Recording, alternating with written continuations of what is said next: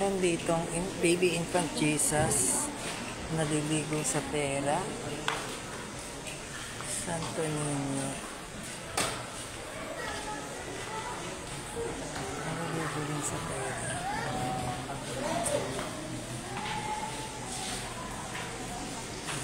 Santo Niño de la Pera. Ruben. Para hindi ma-misinterpret. Yan. De la Pera po tawag yan. Ha? Yan. Pera.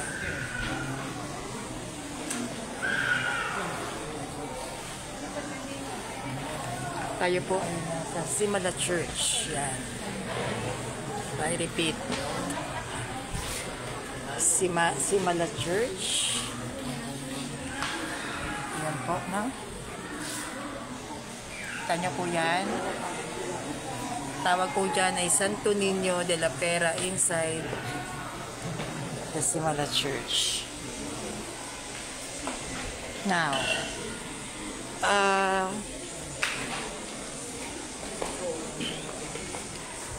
last year, ako po yung nagpunta dito with my parents. Kasama ko yung parents ko, si Mami Cora and Daddy Kevin. At napakalit nung pagpunta namin dito kasi ang dami naming dinaanan and first timer ako noon during that time pumunta ng Cebu. So, me and my parents are very excited na mag-travel, na mag-tour dito po sa loob ng simbahang to, ng Simala Church. Then,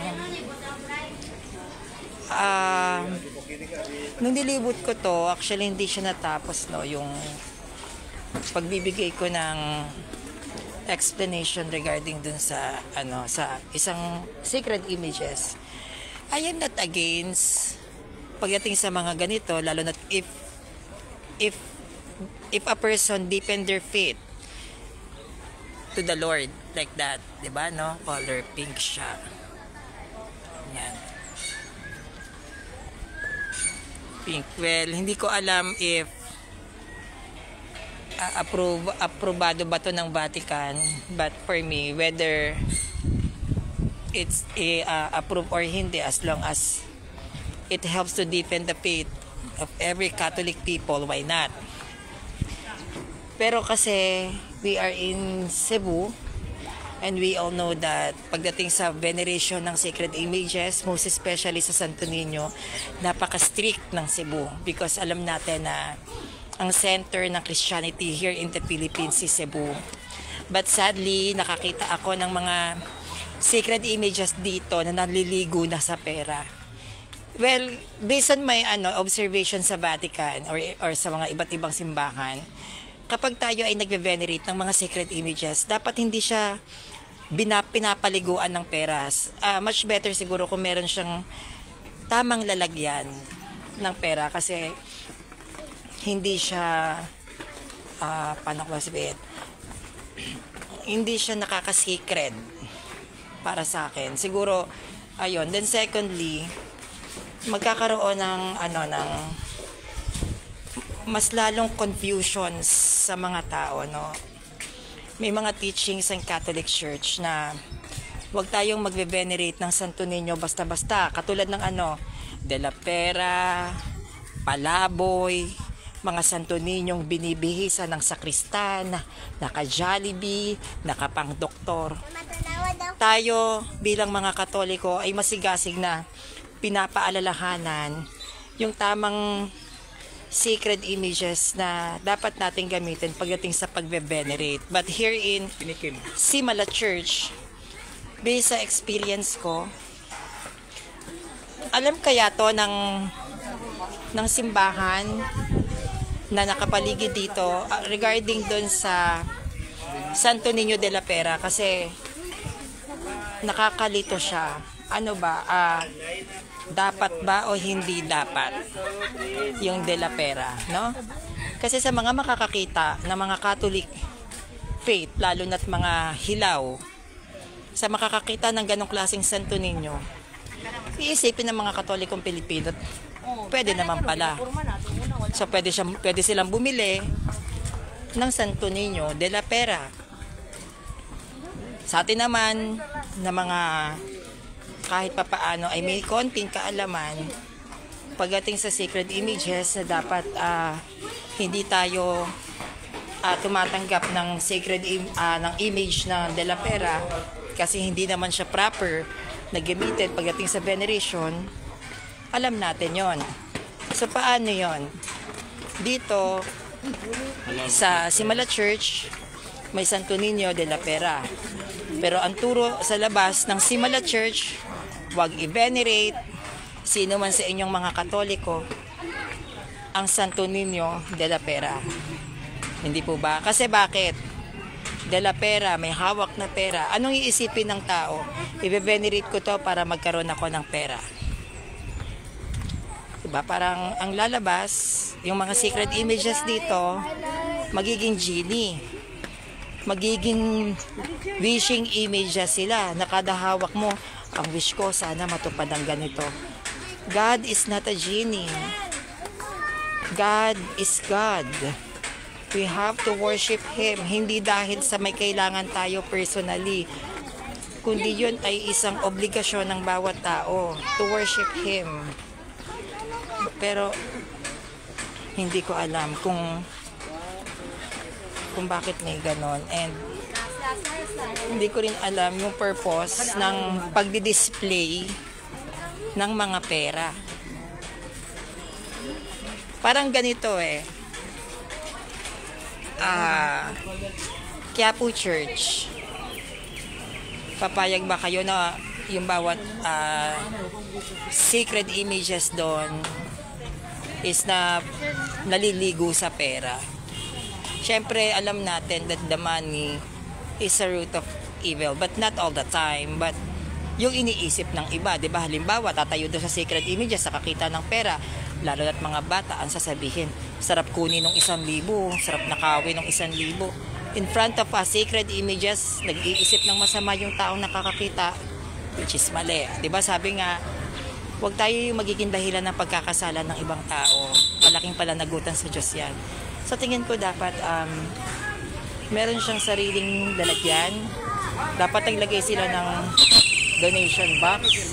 Dapat naglagay sila ng sariling lalagyan ng pera. Hindi yung kulang na lang maligo sa pera yung naliligo na sa pera yung mga sacred images kasi lalabas, sinasamba na natin yung pera. Mama, gusto mo kumain?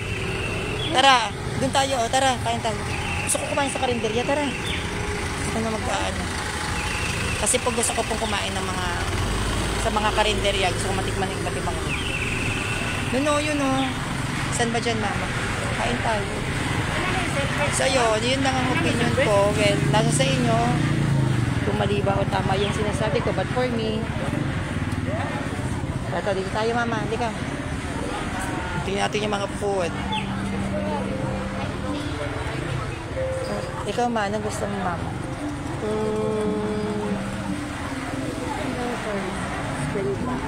Sige, mama, kumuha ka. Ano to? Ano to? Ito yung niluto ng mama ko. Ako masarap ang niluto. Ano na lang sa akin? Puso. Ano ko ng mama? Pila ka kanton to, no?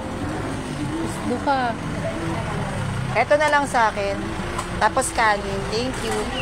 Mama, gusto mo soft drinks? So, yung kakain muna kami. So, see you mamaya sa mga pupuntahan pa namin, no? So, bye-bye. God bless you. Pawis na pawis po ako. Kita-kits po tayo, ha? Bye-bye. Ayan. Ayun, nandito po tayo sa Simala Church. Yan, no? At dinayo ko po talaga ito sa Cebu. Tingnan natin kung anong meron ngayon. Grabe ang init. Tara na, mama. Ayan, si Mama Amor. Aking magandang mami. Ayan. Simala. Grabe, ang ganda, oh. Kita nyo yan. Ano to, ma? Ano siya? Police assistance. Mamirig, hapon eh. Ay, kailangan yata magubad-ubad pa ng sapatos. Namili niya ako. Ito. Ini na lang tayo. Mamaya na lang tayo dyan.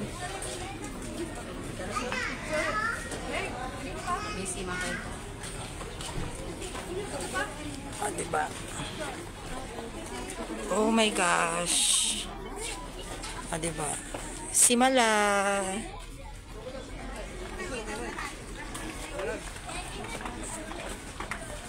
Ay, grabe ang init, Inday.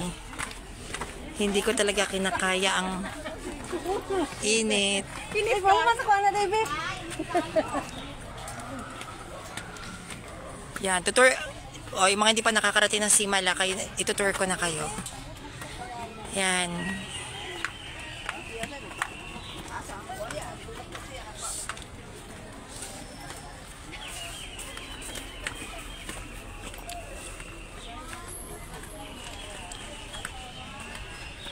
Ganda.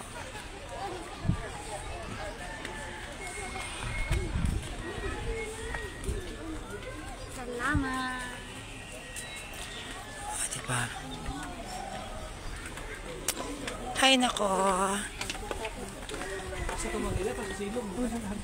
Yan.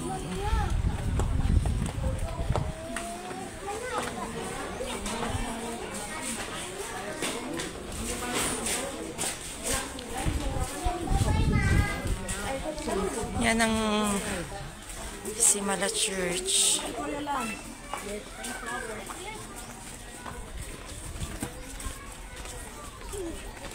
Kita nyo? Ganda, diba? Lagi tubig daw. Ang init lang.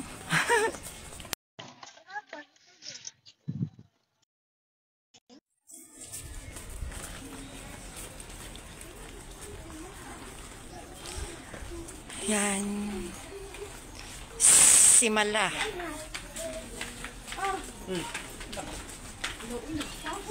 O, yung mga hindi pa nakakarating ng Cebu dyan. Yan, pinapakita ko na sa inyo yung aking mga nakikita.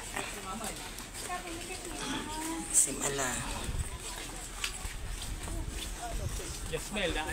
Ito yung isa sa mga controversial, one of the controversial Catholic Church dito sa Cebu, because of there has this church, it has one sacred images which is Santo Niño de la Pera, and it is very questionable sa ibang mga Catholic faith na kung proper ba or hindi, na which is sila ay nasa Cebu.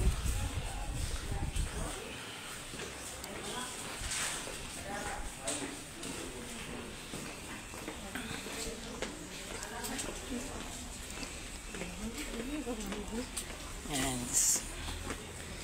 So, ilibutin natin siya. Yan.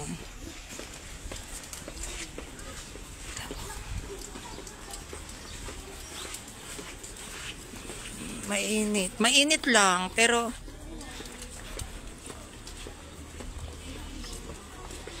yan.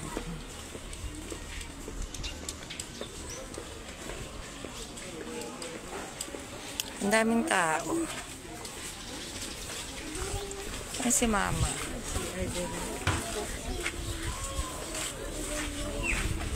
Saan tayo papasok, Mama, dito sa loob?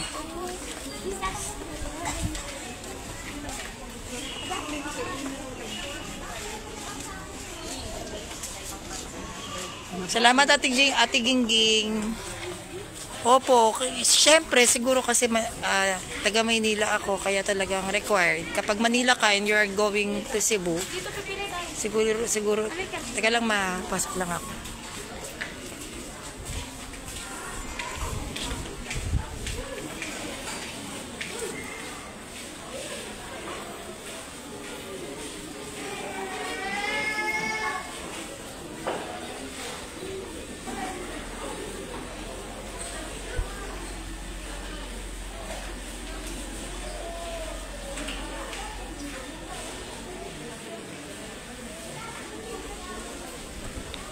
Tingnan natin yung ganda ng altar.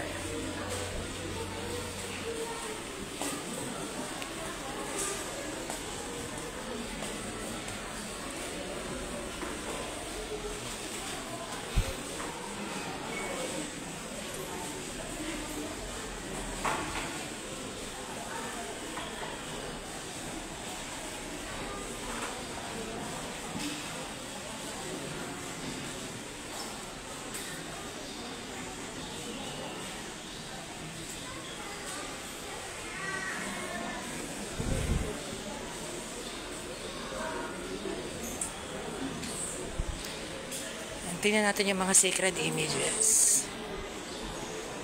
Here.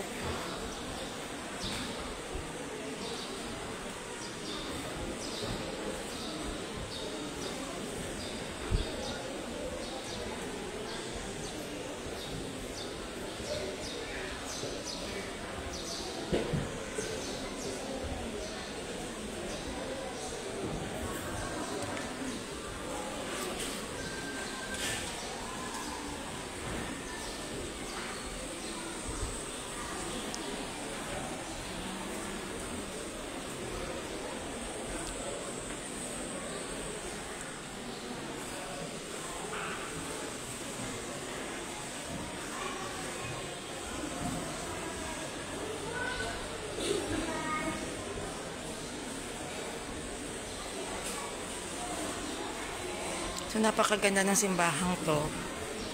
Talagang very, ang ganda niya. Kung paano siya ginawa. Yan, may mga ibon-ibon pa siya.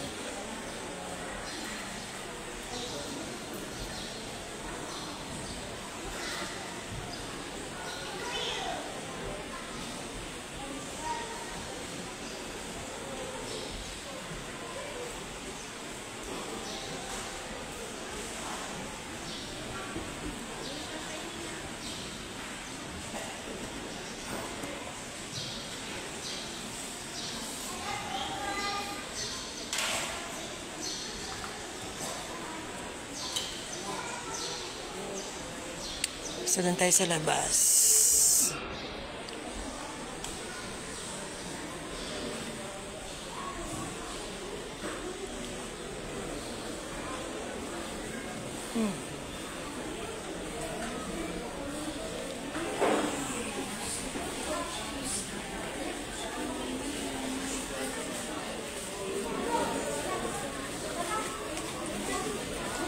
So, dito tayo sa labas.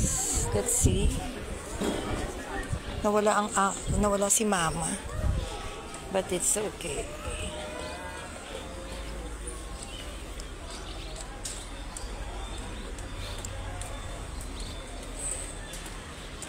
Yan, dito tayo. Ganda oh, 'di ba? Ganda, ganda, ganda, ganda. Ayan.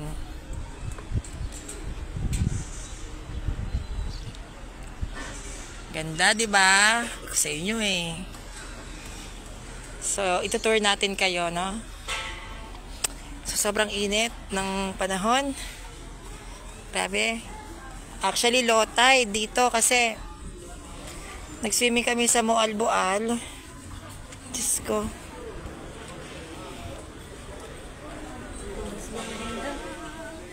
Sobrang init. Ito yung tirikan na kandila dito. So, tignan natin kung anong meron.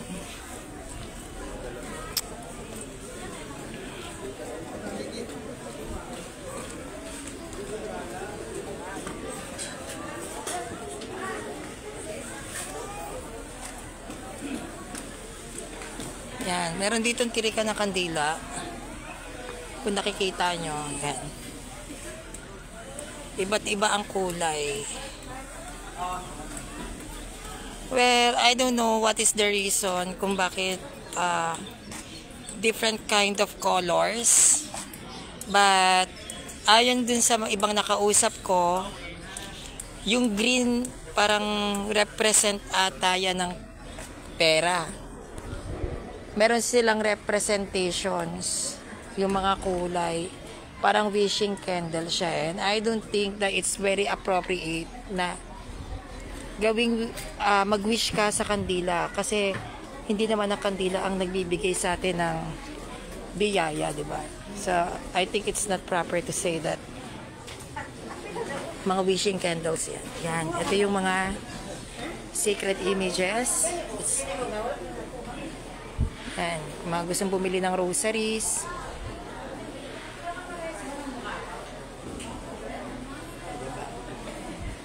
Ito naman yung mga Santo Niños.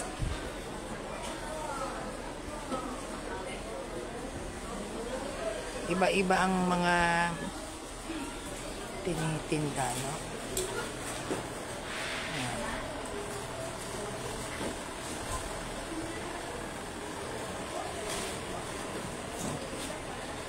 Mga stores. Daughters of Sin. Yan, ito yung mga stores. Mama, sa tayo na tayo sa loob. Sa simbahan lang kunin mo pangita sa may lingkuranan kay doon sa ko sa Muhalok dito. Sige po. Yeah, ikaw ato lang ta mag-abot dito sa may Apo. lingkuran kay sa sulod ng simbahan. Apo, Pero sige. ni mong gisulod ha. Sige po, Mama. Ah.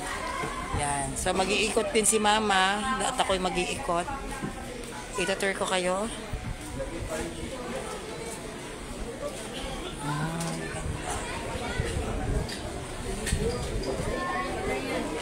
So, dito nabibili yung mga meron, ayan o, colored candles.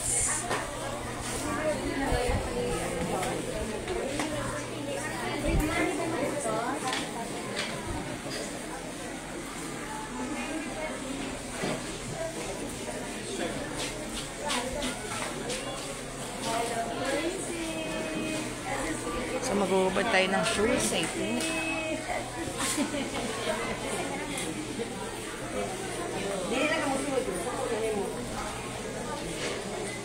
Maghubad tayo ng shoes. It's actually required.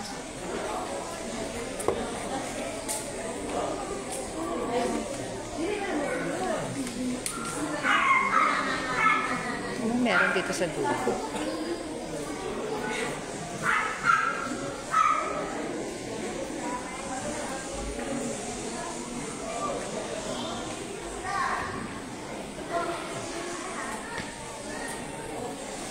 Ang ganda.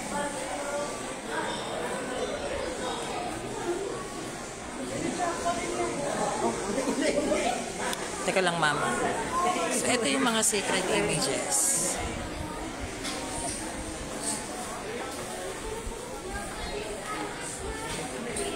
Saint, ito yata yung si San Vicente Ferrer eh. Tama? San Vicente Ferrer ito.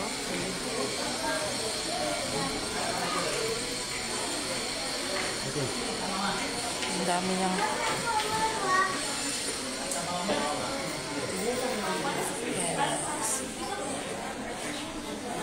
San Vicente Ferrer. Granted prayers. Ito yata yung mga letters ng mga answered prayers. Yung mga nag-devotion din. I think. Punta natin ang aking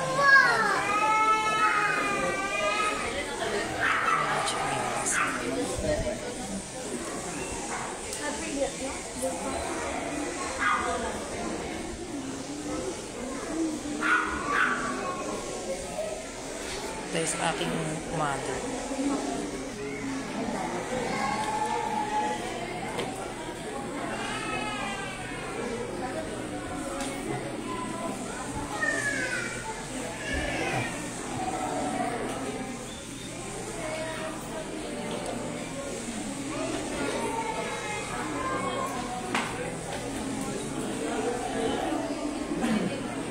Ito yung isa sa napansin ko dito.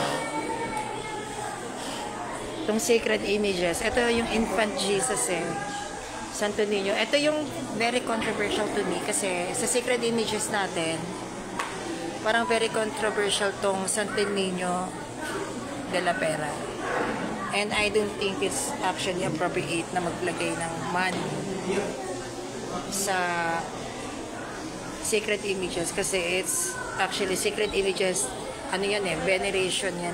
Diyan tayo nagbe-venerate. And hindi, para sa akin hindi siya appropriate na maglagay ng money inside. Kasi parang nawawala yung holiness. Nawawala yung sacredness ng isang image kapag nakikitaan siya ng pera. Siguro isa to sa parang hindi ako pabor. Well, hindi ko alam kung anong stand ng ibang mga Catholic faith dito, but for me, putting money dun sa sacred images, I don't think it's actually appropriate. Kasi sacred yan eh, hindi siya dapat nilalagyan. And this kind of sacred images, which is the Santo Niño de la Pera, na may mga, to clarify, gold coins, right? I don't know kung approval to ng Vatican regarding dun sa De La Pera, but as far as I know, napakahigpit ng Cebu pagdating sa pag-venerate ng images. So, yan.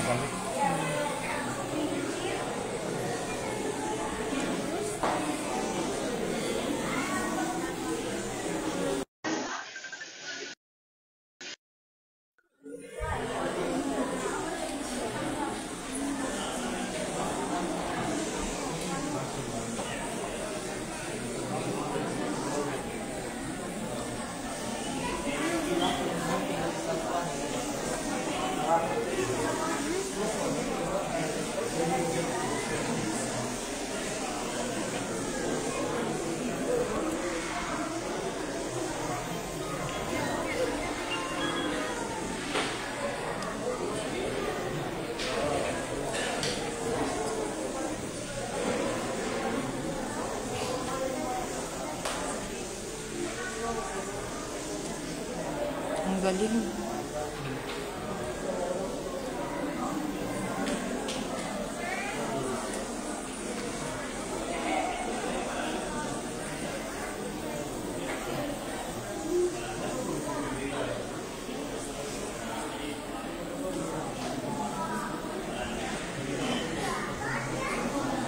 Yan yung mga healing testimony, yung mga siguro nag-devotion dito, naggumaling, or yung mga nag-succeed yung mga operation.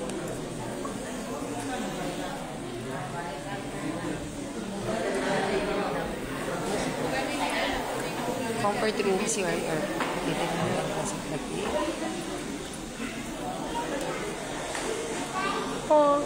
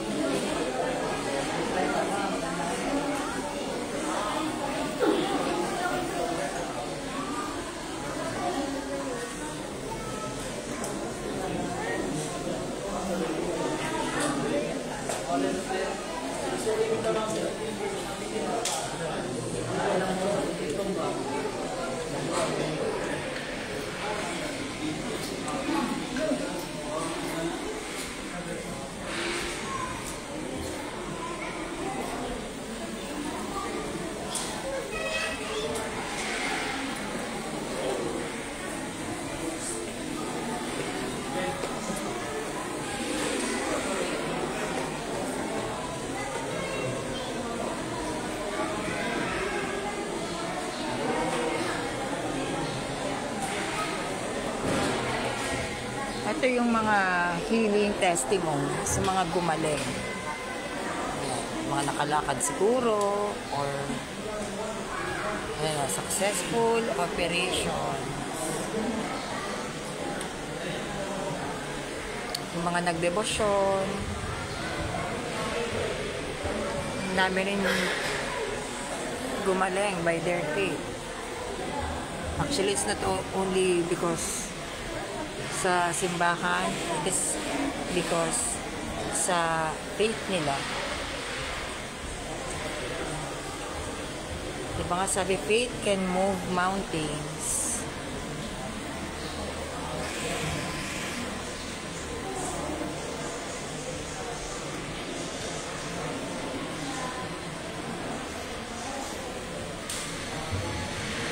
Wow.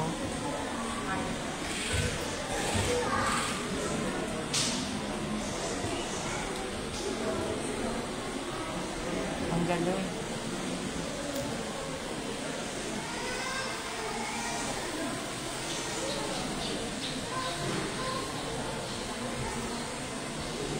Cancer patient, endometry, wow, cancer stage. Grabe, nakakakilabot. Cancer patient siya pero gumaling.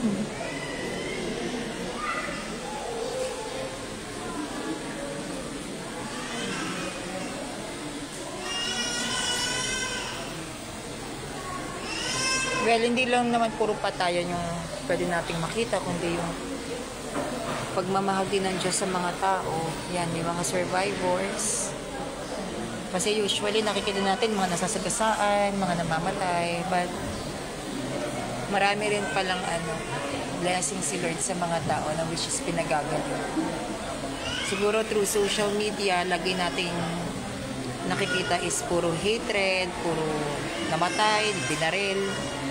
Pero kung pupunta kayo dito, yung mga testimonies ng mga gumaling, nasasabi yung God is good pa din. Mga may cancer, mga 50-50 na talaga yung buhay. God healed them. Diba?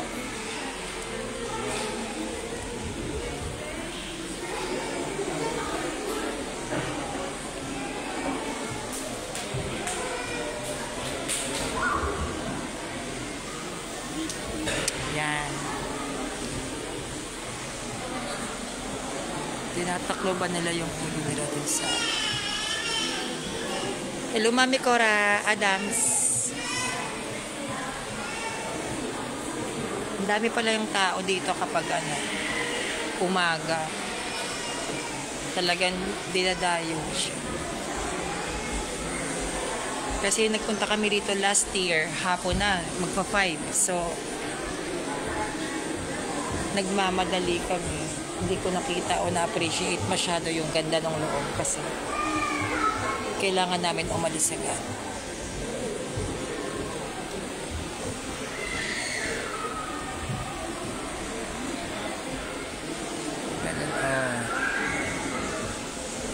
Tapos mag-venerate o magpe-pray ka. Hindi sa saribulto ha, magpe-pray ka sa Diyos.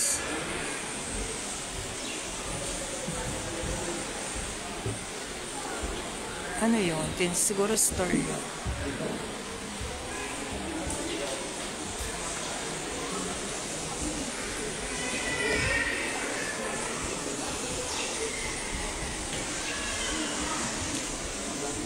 Ate Mera Flor Royeras, thank you po. Salamat po sa pag-welcome sa akin sa simula.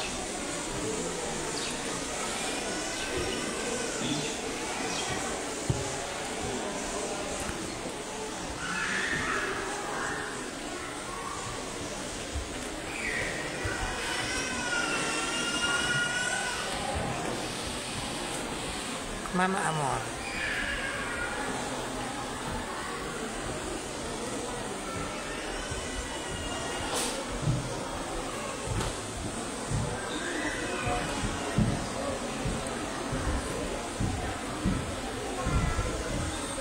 May mga dadaanan tayong mga yan.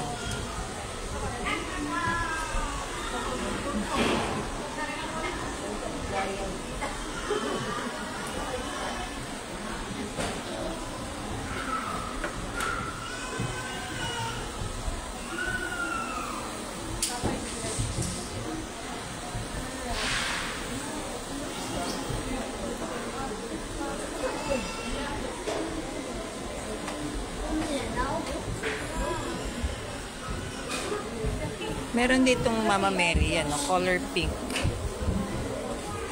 Hindi ko alam kung anong tawag sa kanya, but Mama Mary of Lindogon. Naka-color pink si Mama Mary. So makikita natin yung image niya mamaya. Diyan ko sa loob. Pag mag-ikot-ikot pa ka. Diyan ko sa loob. Puntahan.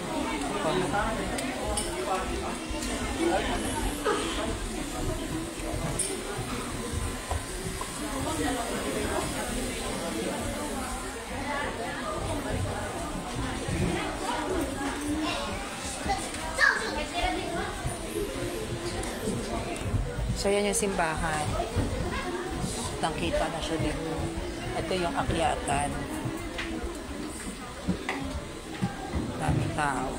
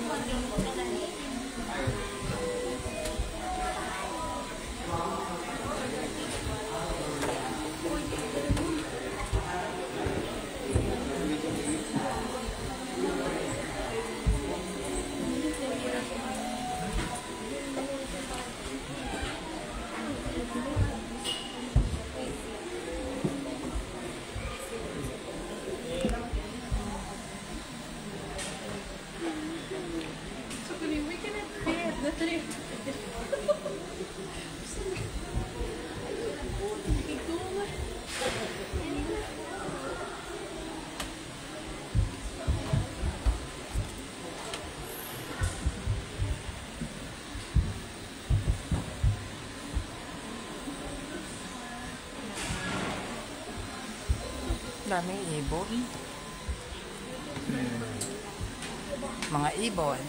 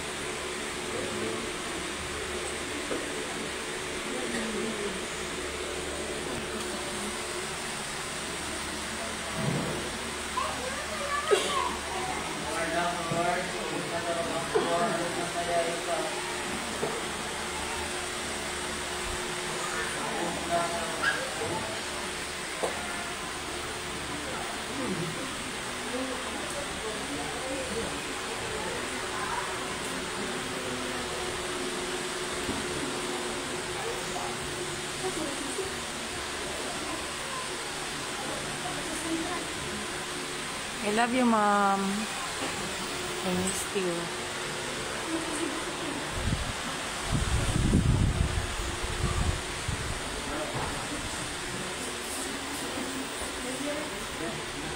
parang bawal yata yung camera dito. So, ipuput down ko muna.